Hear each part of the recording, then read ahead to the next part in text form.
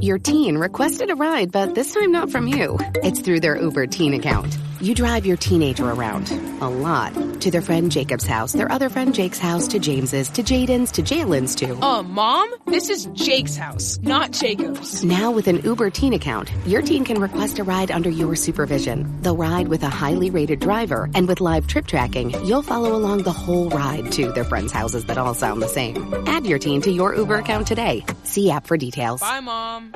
What's new from Apple? There's the new iPhone 16 Pro, built for Apple Intelligence. And it comes with the all-new camera control, giving you an easier way to quickly access your camera tools. The new Apple Watch Series 10 has our biggest display and our thinnest design ever. And this? It's the sound of active noise cancellation, now available on one of 2 new AirPods 4 models. So quiet. Check out all of the new products and new features at apple.com. You can even buy yourself something new. See apple.com for product availability updates. Apple Intelligence coming this fall. Thanks for listening to the Red Treehouse, where I tell scary stories to keep you up at night.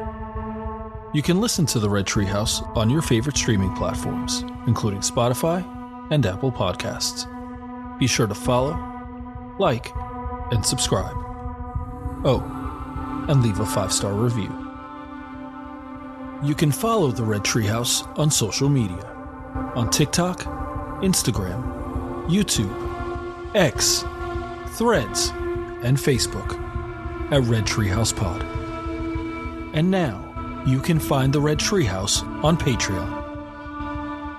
Join the Red Treehouse community for as little as $3 per month and receive exclusive member benefits, including personal shoutouts, early access to episodes, bonus episodes, and more. Simply go to patreon.com/Red Treehouse. As always, if you have a scary story or topic you'd like me to feature on an upcoming episode, email redtreehousepod@gmail.com. Important note: sources for this episode can be found in the show notes. The Red Treehouse is dedicated to my dad. I love you, Pop.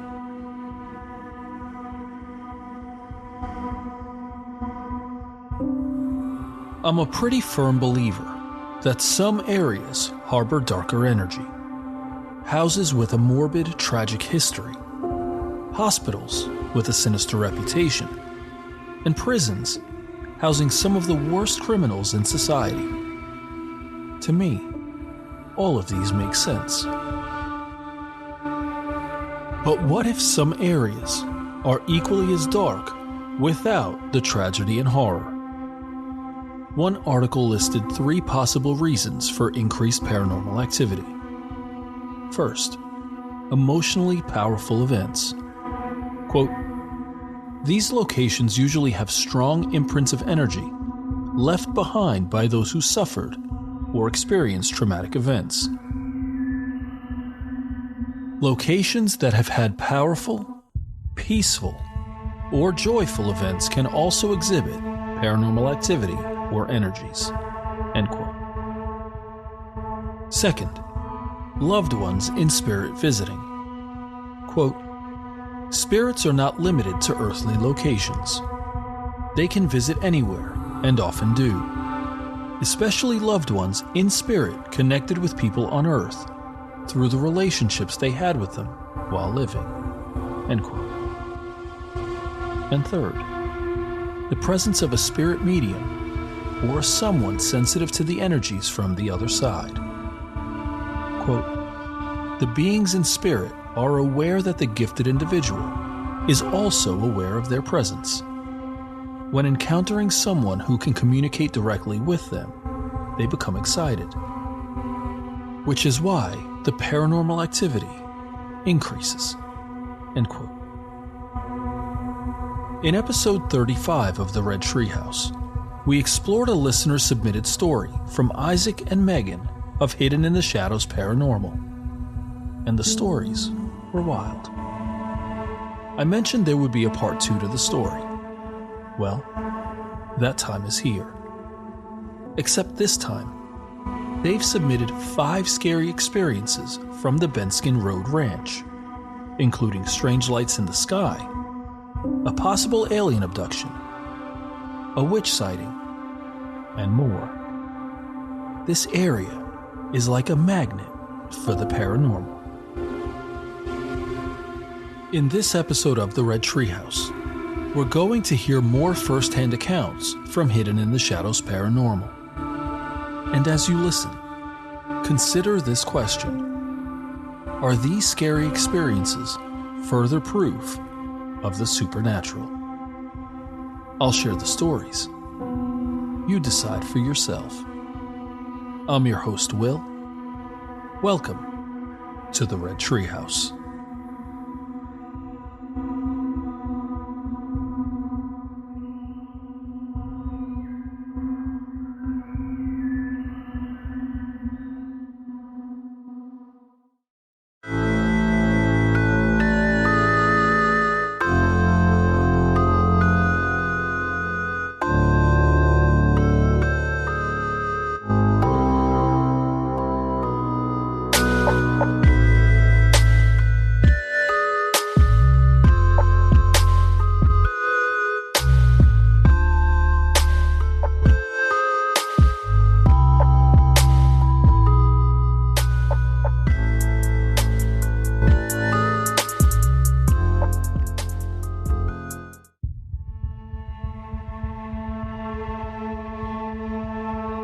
Our first story is titled Lights in the Sky. In my 20s, I was working overnight at a grocery company in Texas called HEB. I moved out of my parents' place and then moved into this 2-story, apartment-style concrete building that my grandpa had built because he had 10 kids and needed extra rooms. It was just bedrooms, bathrooms, and upstairs and downstairs. Now, the room that was available to me when I was living there was upstairs. One of my friends actually came to live with us in this building because he also worked with me and my brother at the time. He used to smoke, and he would do this on the little balcony thing on the 2nd story. One night, while he was sitting out there smoking, I went out just to have a chat with him. We were talking about something. I don't remember what, but we noticed that the view from this balcony allowed us to see the whole sky as an open area. And while we were chatting, we saw 3 lights moving in synchronicity. We thought at the time, oh, it could have been jets or planes. But the fact that these 3 lights were moving perfectly together and also slowed down and turned into a triangle pattern and then shot off faster than anything you could think of, scared us. We both stared at the lights going, what was that? We didn't know what we were looking at. And the rest of the time, the entire conversation turned to aliens. But that's not all. There's more. Our second story is titled The Bigfoot Encounter. So the next story is, or would have potentially been, a Bigfoot sighting. At first, I didn't call this a Bigfoot encounter, except we had dived into a Bigfoot episode on our podcast, Hidden in the Shadows. We spoke to many people who were familiar with Bigfoot, and after sharing our story, many of them said, "Are you sure that wasn't a Bigfoot sighting?" This happened one summer night when we weren't in school and I was fairly young. It was dusk because I remember the sun was going down. We had the windows open, I remember that. And we could hear off in the distance of the property a screaming noise that we thought was a wounded animal. I remember my brothers and I asking our parents about it, and they were saying, "Oh, it's more than likely a wounded animal way off somewhere." But then, it started getting closer and closer to the house. It got so close to the house, it sounded like it was right on the other side of the fence. Whatever it was screaming like a wounded animal. And by this time, the sun was almost down. My mom yelled at my dad to go deal with whatever this was. So my dad went out there with a gun, his .357 Magnum. I opened the back door because I was curious to see what this was. I didn't see anything because it was dark by that time, but I did hear my dad fire all 6 rounds of his Magnum into the direction of where this thing was screaming. And then I heard the thing run off. Now the insane thing is when it ran off, it sounded extremely weird. It sounded like its feet were long, like you could hear the heel hit and the ball of the foot slap. The sound it made when it was screaming wasn't like a woman screaming. It was very high-pitched and gut-rolled. That's why we thought it was an animal, because no person could make this sound. And that says nothing about how loud it was. It didn't sound like any animal I had ever heard before. Our third story is titled The Thing at the Window. This story took place one night when I was a kid, and it happened in the bed that I was sleeping on when we lived in the trailer when I lived with my parents. I shared a bedroom with my 2 brothers at the end of the trailer, and in the room we had a big giant window that was facing the road. Basically, if you were staring out of the window, you'd see down the road clearly. But one of these nights I was sleeping, and the moonlight was shining straight through the window and hitting the floor. I remember we lost the curtains, or we didn't have the curtains at the time, but the moonlight was just shining straight through. Picture a full moon hitting the room and illuminating it. I remember I could see a spot of moonlight on the floor, and as I was about to fall asleep, I turned to face towards the window.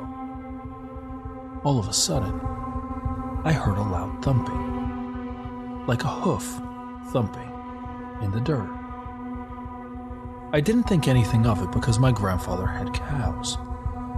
So I was thinking maybe one of the cows got loose from the area that he had them in, and it had just walked all the way over to my dad's trailer. But the fact that it sounded like it was walking on 2 feet instead of 4 made me really concerned. And then this thing sounded like it was getting closer to the house. I thought to myself, oh great, what is this? But what was strange is when it passed by the window, it was so big it blocked out the moonlight. And it was a good 3 seconds of time before it passed the window. Mind you, if you're standing in the room looking out the window, you're already standing about 5 feet up, because that's how far the floor is off the ground the trailer was sitting on. The thing had to be taller than the house, and was likely well over 10 to 12 feet tall, and it was wide enough to block out the light, like 6 feet in width. Whatever passed by the window was huge. Within a few seconds, it walked past the window to the other side of the backyard, where it got to a fence and disappeared. Or at least I couldn't hear it anymore after it passed that distance. Our fourth story is titled, My Uncle Saw the Witch. One of the stories my uncle used to tell me to either try and scare me or to keep us away from the witch's barn was one that happened to him when he was young, sometime around the age of 13 years old. The room that he stayed in at the time was the same area I stayed in while I was in my 20s, in the upstairs apartment of the concrete building. He said one night when he was sleeping up there, he felt this weight on his chest, and when he opened his eyes, he saw an old hag type of woman sitting on his chest. And when she was staring at him, all he remembered seeing is her eyes were glowing white. It was like she was shrouded in darkness, and her eyes stood out because they were this white color. He thought it was an intruder, or someone breaking in, and so he went to throw her off of himself, where she ran out the door that had already been flung open. Except he didn't leave his door open, so he had already known that someone or something had broken in. While he was chasing her, he noticed she was very fast, especially for someone that looked that old. She had already made it down the stairs by the time he made it to his bedroom door. It was a distance of maybe 10 feet from his bed to the door to the bottom part of the stairs. When he made it to the top of the stairs, he heard her running down the road, and to him, it sounded like the feet of a giant chicken. It sounded like a giant chicken that was running. There is some Mexican folklore and legends of witches that can transform into chickens and other kinds of animals. And there's even a Russian legend of a witch living in a house with giant chicken feet. The second night he heard that, he stepped back, went back to his room, and locked the door. He had difficulty sleeping after that. The fifth story is titled, "My Mom Might Have Been Abducted." Now, this story didn't happen to me, but happened to my mother while she was on the ranch. When she was pregnant with my second youngest brother, she was working at a local Dairy Queen in town. The distance between town and the ranch was about a 15-minute drive. And she was working there with my aunt, my father's sister. At the time, they were both living on the ranch. One night, at about 11 o'clock, after getting off a shift from work, she was giving my aunt a ride back to the home. When they were about 3 or 4 miles away from the house, they noticed a bright light in the sky. It kind of hovered very low, and they didn't know exactly what it was. But the light was in a ball shape and started following them home. My mom was getting scared, and she sped up to try to lose it, but it kept following her. My aunt said, "I don't know what this is. Could it be aliens?" My mom finally got to the turnoff to go down our road. It's a dirt road, about a quarter of a mile in length from the start of the driveway up to the ranch. When she hit the dirt road leading to her house, she turned off the lights.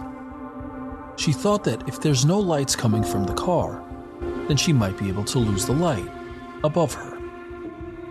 Except that didn't work. The light still followed them. Out where the ranch is complete darkness. So you could see this thing very clearly following the car. As if this weren't strange enough, something else even more concerning happened. As they were going down the road, my mother remembered driving down it. And the way that you get to the ranch is you take one straight line, make a right, make a left, and then you go up to the ranch. She remembers making that first right, but doesn't remember anything in between. In fact, the only thing she remembers is waking up the next day. She doesn't remember taking my aunt home. She doesn't remember going to bed. She only remembers making the turn and then waking up the next day. By all standards, that sounds like an alien abduction. Except she also has no remembrance of that. I mentioned at the start that we had 5 stories in this episode. Well, here's a bonus story entitled The Deer in the Fence. Now, this isn't 100% paranormal, but it is extremely strange. One of the last times I came back to the ranch was about 8 years ago. I was staying with my dad at the time and was just visiting. I had my own room, and my brothers were not living there at the time, so my dad was by himself.